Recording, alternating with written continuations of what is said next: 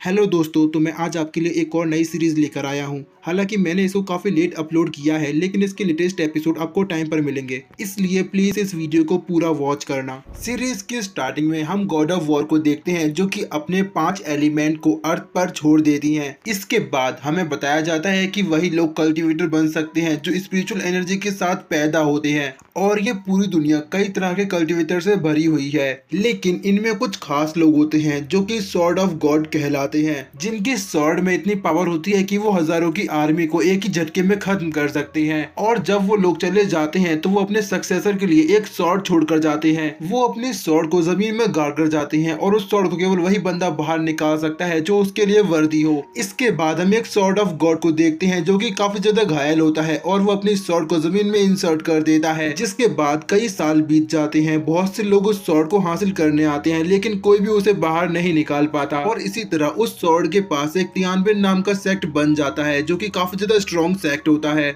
इसके बाद और कई साल बीत जाते हैं, और तभी हम वहाँ पर एक लड़के को देखते हैं जिसका नाम सीजिंग होता है। वो सॉर्ड को हासिल करने के लिए आया था, लेकिन तभी लिन कुइन नाम की लड़की उसके सामने आती है और उससे कहती है कि सीजिंग, तुम इस सॉर्ड को नहीं निकाल सकते, क्योंकि इस सॉर्ड को निकालने के लिए जिंदगी में केवल एक ही मौका मिलता है, जब तुम 16 साल के होते हो, और तुमने अपना मौका खो दिया है, इसलिए अब तुम इस सॉर्ड को हाथ भी नहीं लगा सकते। मेरी बात मानो और यहाँ से वापस लौट जाओ। तो सीजिंग लिन कुइन को समझाते हुए कहता है कि अभी तक इस सॉर्ड को उसका मालिक नहीं मिला, हो सकता है कि ये सॉर्ड मेरा ही इंतजार कर रही हो, मुझे एक बार तो कोशिश करनी होगी। लेकिन तभी लिन कुई उसे रोक देती है और कहती है कि आगे मत बढ़ना। सीजिंग लिन कुई पर हमला करता है, लेकिन लिन कुई काफी तेज होती है, वो सीजिंग का काफी आसानी से मुकाबला कर लेती है। इस बात से सीजिंग को काफी ज्यादा गुस्सा आ जाती है, और वो अपने मल्टीपल को बनाकर लिन कुई पर हमला कर देता है। लेकिन लिन कुई के पास डिवाइन आई होती है, जिसके जरिए वो सीजिंग का पता लगाकर उसे दोबारा हरा देती है। तो सीजिंग गुस्से में लिन कुई से कहता है, आज चाहे जो भी हो जाए, मैं इस सॉर्ड को यहाँ से लेकर ही जाऊंगा। जिसके बाद वो एक गोरिल्ला की तरह दिखने वाले स्पिरिट बीस्ट को समवन करता है, जिसके 6 हाथ होते हैं। सीजिंग उसकी बॉडी में चला जाता है और लिन कुई पर हमला करता है, लेकिन तभी लिन कुई अपने स्पिरिट बर्ड को समवन करती है और दोबारा सीजिंग के स्पिरिट बीस्ट पर हमला करती है। लेकिन वो बीस्ट एक शील्ड का इस्तेमाल करके लिन कुई के हमले से बच जाता है। तो ये देखकर लिन कुई अपना एक फाइनल अटैक करती है, जिसके बाद वहां पर एक जोरदार धमाका होता है, और हम देखते हैं कि लिन कुई की स्वॉर्ड सीजिंग के सामने होती है। लिन कुई सीजिंग से कहती है कि वापस लौट जाओ। इसके बाद हमारा सीन प्रेजेंट में आता है। यहाँ पर एक टीचर अपने स्टूडेंट को ये कहानी सुना रही थी, और वो सभी डिसाइपल को बताते हैं कि उस बैटल के बाद लेडी लिन कुई हमारे सेक्ट की डीन बन गई, और आप लोग चाहें तो आप लोग भी इस तरह स्ट्रॉन्ग बन सकते हैं। लेकिन आपको ये बात पता होनी चाहिए कि आपको पूरी जिंदगी में इस सॉर्ड को निकालने का केवल एक ही मौका मिलेगा, जब आप 16 साल के होंगे। तभी एक लड़का जो कि हमारी सीरीज का मेन कैरेक्टर है, वो आगे आता है और कहता है कि टीचर, क्या मैं इस सॉर्ड को बाहर निकालने की कोशिश कर सकता हूँ। हमारे हीरो का नाम लिन बाई है। टीचर लिन बाई से कहती हैं कि हालांकि तुम काफी कमजोर हो, लेकिन तुम 16 साल की हो, इसलिए तुम इसे निकालने की कोशिश कर सकते हो। अब जैसे ही हमारा हीरो सॉर्ड को निकालने के लिए उसके पास जाता है, तो वो सॉर्ड चमकने लगती है। लेकिन उसी वक्त वहाँ पर एक और डिसाइपल आता है, जो कि लिन बाई को लात मारकर वहाँ से दूर हटा देता है, और वो कहता है कि पहले मैं इस सॉर्ड को बाहर निकालने की कोशिश करूंगा, तुम्हारी हिम्मत कैसे हुई बीच में आने की। उसको देखकर एक डिसाइपल कहती है कि ये तो जियानजी है। तभी दूसरा डिसाइपल उससे कहता है कि तुम उसका नाम मत लो, उसके फादर सेक्ट के एल्डर में से एक हैं, उसकी फैमिली काफी ज्यादा स्ट्रॉन्ग है, सेक्ट में कोई भी उसके खिलाफ नहीं जा सकता। इसके बाद जियानजी कहता है कि देखो बेवकूफो, ये सॉर्ड मेरे लिए बनी है। इसके बाद वो शो ऑफ करते हुए सॉर्ड को निकालने की कोशिश करता है, लेकिन वो सॉर्ड बाहर नहीं निकलती। तो वो अपने दोनों हाथों से कोशिश करता है, लेकिन अभी भी वो सॉर्ड को हिला भी नहीं पाता। तो वो अपनी स्पिरिचुअल सॉर्ड के एनर्जी का इस्तेमाल करता है, लेकिन फिर भी वो उस सॉर्ड को नहीं निकाल पाता, बल्कि वो सॉर्ड उसे पीछे ढकेल देती है। ये देखकर वहाँ खड़े सभी डिसाइपल्स उसका मजाक उड़ाने लगते हैं। तो इस बात से गुस्सा होकर जियानजी कहता है कि यहाँ से वापस लौट जाओ, आज कोई भी सॉर्ड बाहर निकालने की कोशिश नहीं करेगा। तो उसकी ये बात सुनकर टीचर काफी गुस्से में सभी स्टूडेंट से कहती है कि वापस चलो। लेकिन तभी हम लिन बाई को देखते हैं, जिसकी आंखों का रंग बदल गया था, और वो सॉर्ड पर लिखी हुई लेटर्स को पढ़ रहा था। इसके बाद हमारा सीन कट होता है, और हम देखते हैं कि असल में लिन बाई की सोल उस सॉर्ड के अंदर चली गई है। इसके बाद वो सॉर्ड लिन बाई से पूछती है, क्या तुम स्ट्रॉन्ग बनना चाहते हो? अगर बनना चाहते हो तो मेरे पास आओ और मुझे बाहर निकालो। वहीं दूसरी तरफ हम जियानजी को देखते हैं, जो लिन बाई को सॉर्ड के पास बैठा देखकर उसके पास आता है और कहता है कि यहाँ से भागो। लेकिन लिन बाई होश में नहीं था, इसीलिए वो कोई जवाब नहीं देता। तो जियानजी अपने 2 सर्वेंट से लिन बाई को बाहर फेंकने के लिए कहता है। ये सुनकर वो टीचर जियानजी से कहती है कि अब तुम हद पार कर रहे हो, तुम्हें क्या लगता है ये पूरा सेक्ट तुम्हारे बाप का है? मैं तुम्हारी टीचर हूँ और मैं तुम्हें यहाँ से बाहर भी निकाल सकती हूँ। इसके बाद हमारा सीन कट होता है और हम लिन बाई के सोल सी में देखते हैं। लिन बाई के सामने अचानक ही एक फायर बियर अपीयर होता है, जिसके बाद लिन बाई अपने होश में आ जाता है और वो देखता है कि जियांजी टीचर के साथ बदतमीजी कर रहा है। वो कहता है कि मेरी फैमिली इतनी स्ट्रांग है कि मैं आपकी पूरी क्लास को बंद करवा सकता हूँ। उसकी बात सुनकर लिन बाई कहता है कि जियांजी तुमने बहुत बकवास कर ली, अब अपना कचरे जैसा मुंह बंद करो। तो यह सुनते ही जियांजी लिन बाई पर हमला कर देता है, लेकिन लिन बाई उसके पंच को रोक लेता है और उस पर काउंटर पंच करके उसे पीछे ढकेल देता है। ये देखकर जिन बाई अपनी स्वॉर्ड बाहर निकाल लेता है और लिन बाई पर हमला करता है। तो लिन बाई अपनी स्पिरिचुअल बियर को समन करता है, जिसे उसने अभी अभी हासिल किया था। लिन बाई का स्पिरिचुअल बियर जियांजी की स्वॉर्ड को बेकार कर देता है और तभी हम लिन बाई के टीचर को देखते हैं, जो कि लिन बाई की पावर्स को देखकर काफी ज्यादा इंप्रेस हो जाती हैं। तभी वहां खड़ा एक डिसेबल कहता है, अब तक हमारे सेक्ट में केवल 3 जीनियस थे, लगता है कि अब एक और आ गया है। इसके बाद तो हमारे सेक्ट का रैंक 13 पोजीशन से ऊपर बढ़ जाएगा। सभी लोगों को लिन बाई की तारीफ करता देख जियांजी को काफी ज्यादा गुस्सा आता है और वो कहता है कि यहाँ का जीनियस सिर्फ मैं हूँ। वो लिन बाई पर दोबारा अपनी स्वॉर्ड से अटैक करता है, लेकिन तभी वहाँ पर एक स्टैचू से आवाज आती है, यहाँ पर बैटल अलाउड नहीं है। इसके बाद वो स्टैचू जियांजी की स्वॉर्ड और लिन बाई के स्पिरिचुअल बीस्ट दोनों को डिसॉल्व कर देता है। तभी जियांजी लिन बाई से कहता है कि अभी तक सब कुछ खत्म नहीं हुआ, मैं तुमसे दोबारा मिलूंगा। इसके बाद जियांजी वहाँ से भाग जाता है। तभी टीचर लिन बाई को कांग्रेचुलेट करती हैं और कहती हैं कि तुम हमारे सेक्ट की एक नए जीनियस हो, इसलिए अब सेक्ट में तुम्हारी पोजीशन पहले से बढ़ जाएगी। जिसके बाद तुम्हारा सेक्ट में खाना पीना रहना और कल्टीवेशन रिसोर्सेज फ्री में प्रोवाइड कराए जाएंगे। तो ये सुनकर लिन बाई काफी ज्यादा खुश होता है और वो कहता है कि ये तो काफी अच्छी बात है, इससे तुम्हें अपनी प्रैक्टिस पर और भी ज्यादा ध्यान दे पाऊंगा। इसके बाद हमारा सीन कट होता है और लिन बाई अपने नए रूम को देखता है। वो कहता है कि मुझे यकीन नहीं होता, ये पूरा रूम सिर्फ मेरे लिए है, कहीं मैं सपना तो नहीं देख रहा। लिन बाई अपने हाथ को काटता है और कहता है कि ये सच है। इसके बाद लिन बाई को उसी स्वॉर्ड का ख्याल आता है और वो कहता है कि कहीं ये सब उस स्वॉर्ड की वजह से तो नहीं हुआ। मुझे लगता है कि मैं उस स्वॉर्ड का नया सक्सेसर बन चुका हूँ, मुझे एक बार स्वॉर्ड बाहर निकालने की कोशिश करनी चाहिए। लिन बाई इसके बारे में सोच ही रहा था कि तभी कोई उसके दरवाजे पर खटखटाता है। लिन बाई दरवाजा खोलता है तो बाहर यूफेंग नाम की एक लड़की खड़ी थी, जो कि लिन बाई की दोस्त होती है। वो लिन बाई से कहती है कि तुम हमारे सेक्ट के एक नए जीनियस बन चुके हो, इसलिए हमें सेलिब्रेट करना चाहिए, और वैसे मेरे पास तुम्हारे लिए एक सरप्राइज भी है। तो लिन बाई यूफेंग से पूछता है कि क्या सरप्राइज है। तो यूफेंग लिन बाई को बताती है कि मुझे पता है तुम्हारी स्पेशलिटी अर्थ एलिमेंट है और तुम जल्द ही ब्रेक थ्रो करने वाले हो, इसीलिए मैंने तुम्हारे लिए कुछ स्पेशल स्क्रोल चूज किए हैं। तुम मेरे साथ जियांजी लाइब्रेरी चलो, वहां से तुम अपने लिए एक अच्छा सा स्क्रोल चूज कर सकते हो। तो ये सुनकर लिन बाई काफी ज्यादा खुश होता है और कहता है कि मुझ पर अब और वेट नहीं होगा, हम लोग अभी के अभी लाइब्रेरी चल रही है। इसके बाद हमारा सीन कट होता है और हम देखते हैं कि वो लोग लाइब्रेरी मास्टर के पास पहुंचते हैं। लिन बाई को देखकर लाइब्रेरी मास्टर बोलते हैं, क्या तुम वही हमारे सेक्ट के 4th जीनियस हो? तो लिन बाई शर्माते हुए कहता है कि हाँ मैं वही हूँ। इसके बाद यूफेंग लाइब्रेरी मास्टर से कहती है कि हमें 3rd फ्लोर पर जाना है, जहाँ पर अर्थ एलिमेंट के स्क्रोल्स रखे हुए हैं। तो ये सुनकर मास्टर अपनी लाठी जमीन पर मारते हैं, जिसके बाद वहाँ पर स्पिरिचुअल सीढ़ियाँ आ जाती हैं, जिसके बाद वो दोनों ऊपर जाने लगते हैं। यूफेंग लिन बाई को बताती है कि इस बिल्डिंग में कई फ्लोर्स हैं, जिनमें से ऑर्डिनरी डिसेबल केवल 1st फ्लोर को एक्सप्लोर कर सकते हैं, लेकिन कुछ डिसेबल्स के पास अच्छा टैलेंट होता है, वो लोग 2nd फ्लोर को भी एक्सप्लोर कर सकते हैं, लेकिन 3rd फ्लोर पर केवल सेक्ट के जीनियस डिसेबल्स आ सकते हैं। इसके बाद यूफेंग अपने चूज किए हुए 3 स्क्रोल लाकर लिन बाई को देती है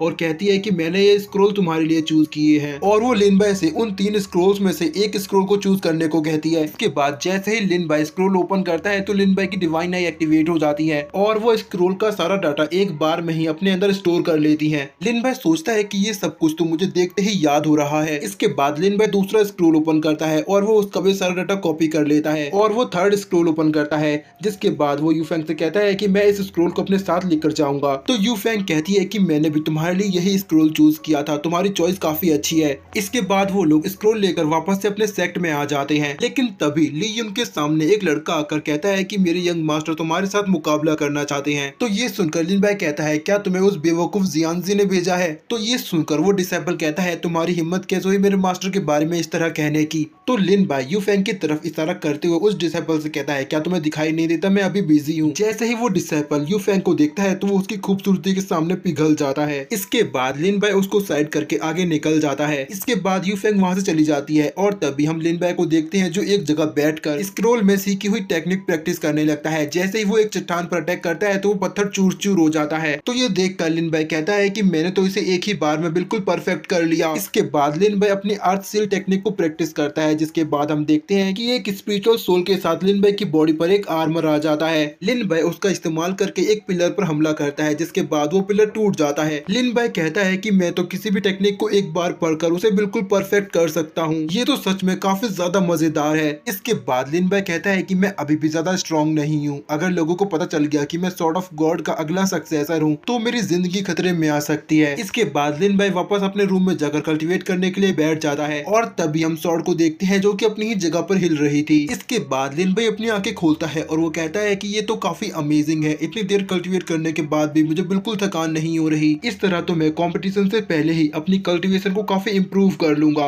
और ब्रेक थ्रू करके माइंड इनहेंसमेंट रियलम तक पहुंच जाऊंगा। लिन बाई ये सब सोच ही रहा था कि तभी उसे अचानक बाहर से कुछ आवाज सुनाई देती है, जिसके बाद हम देखते हैं कि वही सॉर्ड फायर ऑरा के साथ काफी जोर जोर से हिलने लगती है। लिन बाई को लगता है कि वो सॉर्ड उसे अपने पास बुला रही है और वो बाहर जाकर उस सॉर्ड के पास जाता है और वो अपनी मयान आगे करके सॉर्ड को बाहर आने के लिए कहता है, लेकिन वो सॉर्ड बाहर नहीं आती। तो लिन बाई दोबारा कोशिश करता है और हम देखते हैं कि वो सॉर्ड जमीन से बाहर निकल आती है और वो फायर फिनिक्स का रूप लेकर हवा में उड़ने लगती है। लिन बाई कहता है कि अगर किसी ने इसको देख लिया तो मैं मुसीबत में पड़ जाऊंगा और जैसे ही लिन बाई अपना हाथ आगे करता है तो वो फायर फिनिक्स दोबारा से सॉर्ड में बदल जाता है। लिन बाई उस सॉर्ड को चलाता है और कहता है कि ये तो काफी ज्यादा स्ट्रॉन्ग लगती है। इसके बाद लिन बाई सॉर्ड को मयान में रख कर वहाँ से जाने लगता है, लेकिन उसी वक्त वहाँ पर जियान जी आ जाता है जो कि लिन बाई के साथ मुकाबला करना चाहता था और उसे लगता है कि लिन बाई यहाँ पर उसके साथ मुकाबला करने ही आया है, इसीलिए वो लिन बाई पर हमला करना शुरू कर देता है। लिन बाई उससे कहता है कि मुझे तुम्हारे साथ फाइट नहीं करनी, लेकिन वो नहीं मानता और लगातार लिन बाई पर बहुत सारे हमले करता है। लिन बाई उससे दूर हट जाता है,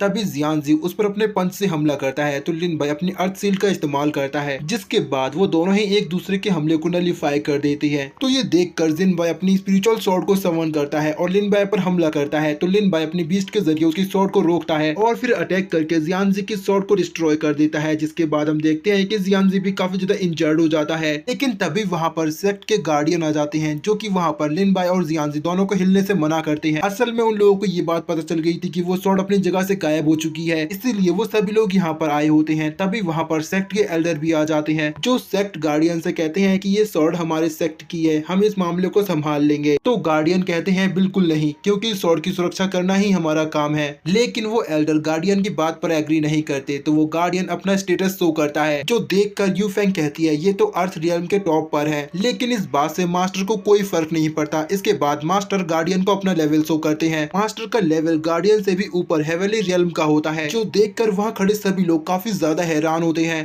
तभी गार्डियन मास्टर से कहते हैं तुम्हें पता है अगर हमारी फाइट हुई तो ये सेक्ट पूरी तरह बर्बाद हो जाएगा, मुझे सिर्फ यहाँ की तलाशी लेनी है और देखना है कि वो स्वॉर्ड किसके पास है। तो मास्टर गार्डियन से कहते हैं कि इसका कोई फायदा नहीं है, तुम्हें तो पता है वो स्वॉर्ड अपना मालिक खुद ही चुनती है, उसके अलावा कोई भी उस स्वॉर्ड को बाहर नहीं निकाल सकता, इसलिए तुम उसकी फिक्र मत करो, उसको कोई भी चोरी नहीं कर सकता, लेकिन हम तुम्हारे लिए इसके बारे में इन्वेस्टिगेट करेंगे। तभी जियानजी बोलता है कि मुझे पता है जब वो स्वॉर्ड गायब हुई तो अरीना में कौन था। तो गार्डियन जियानजी से पूछते हैं कि मुझे बताओ वो कौन है। तो जियानजी लिन बाई की तरफ इशारा करते हुए कहता है कि वो लड़का मुझसे पहले अरीना में मौजूद था, मुझे लगता है कि वो स्वॉर्ड उसके पास है, उसने मेरे साथ फाइट करते हुए अर्थ स्पिरिट को समन किया था। कोई भी सोल रियल्म का बंदा अर्थ स्पिरिट को समन नहीं कर सकता, यकीनन उसने स्वॉर्ड की पावर का इस्तेमाल किया होगा।